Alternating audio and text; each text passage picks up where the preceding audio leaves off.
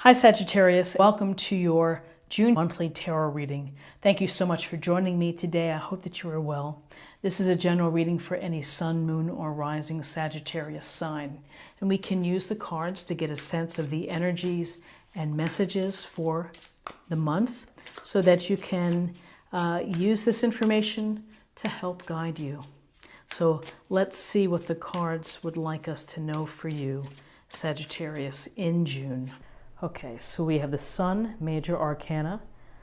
We have the Prince of Wands. And we have the Six of Pentacles. So the Sun is a beautiful card. It is glowing.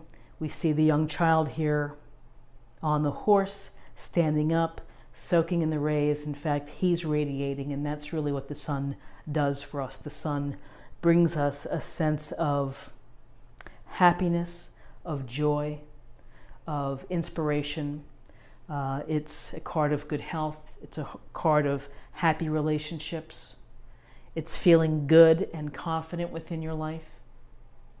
So Monday's a day to feel good and to feel fresh and to feel vital and to feel the energy that goes along with the Sun, and to, I think, be appreciative of abundance within your life, and to make room to have some fun. Because as this child is standing up on the horse, you know, there's a sense of carefree playfulness when we see the Sun in a reading.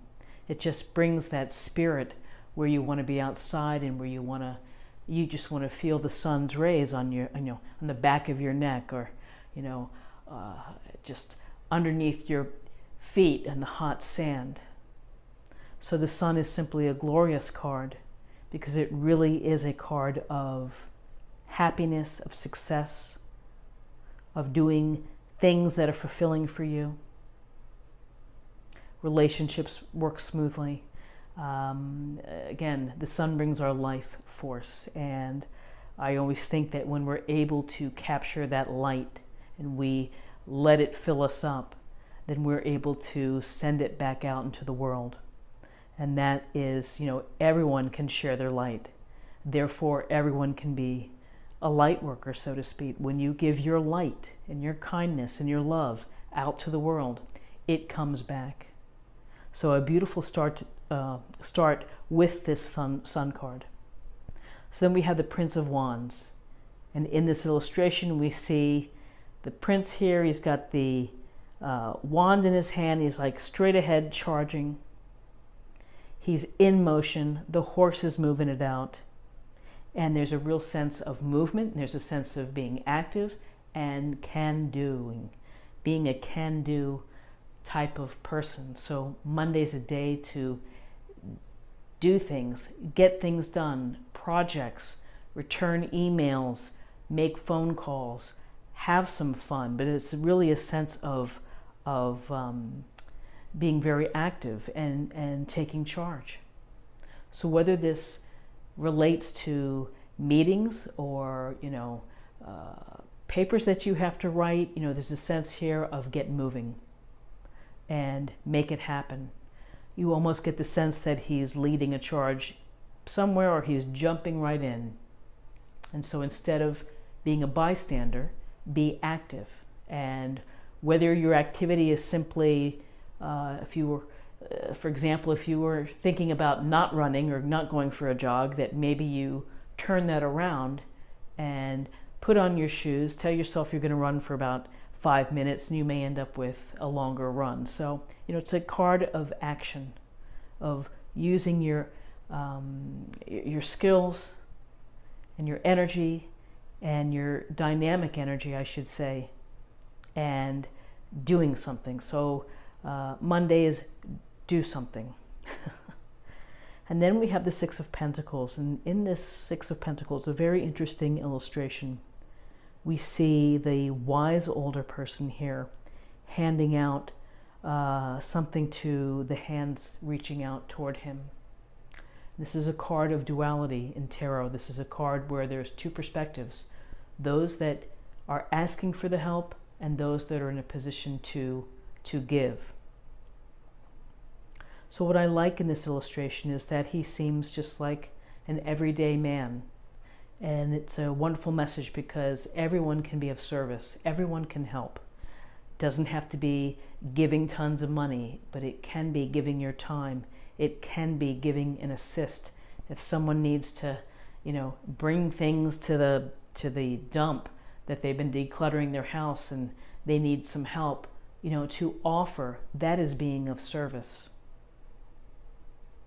So to be of service and to be generous and to be kind certainly is fulfilling and makes you feel good. And by the same token, if you are in a position where you are in need and you need help, you need something to get you over the hump, then ask for the help. Hopefully your friends or family can help you, and if they are unable to help you, then there should be organizations or community organizations that may be able to provide you some counsel or get you in a better place. So for Monday, it's a day of happiness, I would say, of joy, of the glowing sun, the radiance and the energy and the vitality. You're going to have plenty of energy and vitality to be active and to do things, projects, leadership, fun, whatever it may be. There's a clear message, which is to get involved and go do it. Don't sit and think about it. Just go, put your shoes on and make it happen. And at the same time, there's always this sense of being mindful and being aware of helping. How can I be of assistance? Maybe it's just a phone call to a friend. And if you feel that you align with the hands reaching out, then let someone know how you're doing, and hopefully they will respond in kindness to you. So a very nice reading for Monday to start the week. Let's take a look at the numerology. Okay. So we've got 19, 20, 26, and that reduces to 8. And 8 is about your power, your personal power. It's also about recognition and accomplishment. And so when I see the sun, I also think of recognition as well. And finally, to close the reading, I'm going to choose an oracle card, and this I think is the Chakra Wisdom Oracle.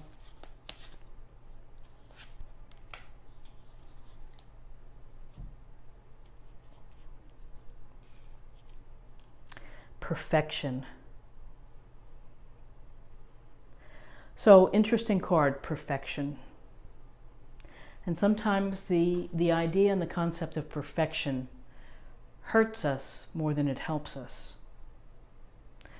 A friend of mine once said to me, because I, in my earlier years, was a perfectionist, and it would drive me crazy not to have things done perfectly. And ultimately, as you get older, you realize that there's a point where that doesn't help you. It's too much. It's too much to try to be perfect. Do your best. Give it your best shot. Give it your best effort, and that's that. But to prolong projects or even trying to write the perfect memo to your boss that's taking you forever, ultimately, the length of time isn't going to assist. So, how I view perfection is I view it as something that might stand in the way of progress. So I was also, nice examples from Casey Neistat, and he's a big vlogger on YouTube, a gazillion subscribers, and he was doing a daily vlog for about a year and a half. And he says you have to let go of the idea of perfection, because if you feel that way, then if I would never be able to publish a video because they weren't perfect. They were good, but they weren't perfect, and you just have to let go of that ideal. So it's always an interesting discussion for me personally to talk about perfection, which is strive to do the best job that you can do, and your team and your personal life or whatever it may be, give it your best go and take it, go from there.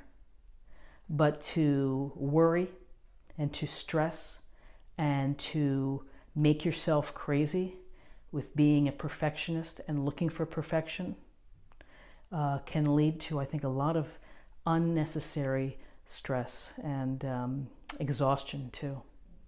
So that's my little spiel for today. Sorry about that. Let me know what you think about perfection in the comments. I'd be interested to hear your point of view. Thank you for watching. Please subscribe, like, share, and comment, and come back tomorrow for another reading. Take care. Bye-bye.